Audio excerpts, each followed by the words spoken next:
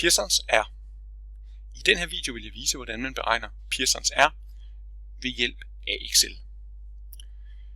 Pearsons R er et korrelationsmål, der kan måle lineære sammenhænge. Så husk, at forudsætningen for, at vi kan bruge Pearsons R, er, at vi har vurderet, at sammenhængen er lineær, eventuelt ved hjælp af et scatterplot.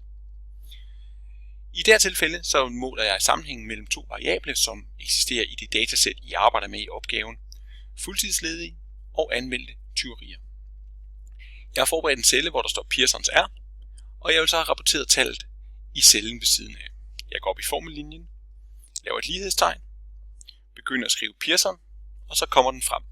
Kan jeg dobbeltklikke på den, og så åbner den allerede en parentes, og i matrix 1 er den første, jeg markerer, og det er den uafhængige variabel antal fuldtidsledige.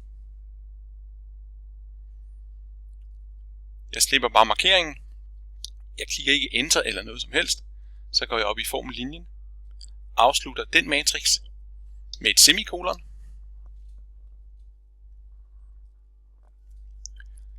Så er den klar til at markere matrix nummer 2.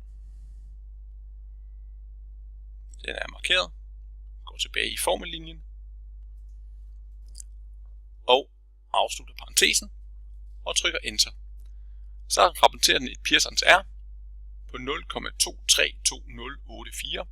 Det er måske lidt rigelige decimaler. Jeg er sådan set kun interesseret i at have 2 decimaler. Så jeg har reduceret det til 2 decimaler her, så vi får et Pearsons R på 0,23.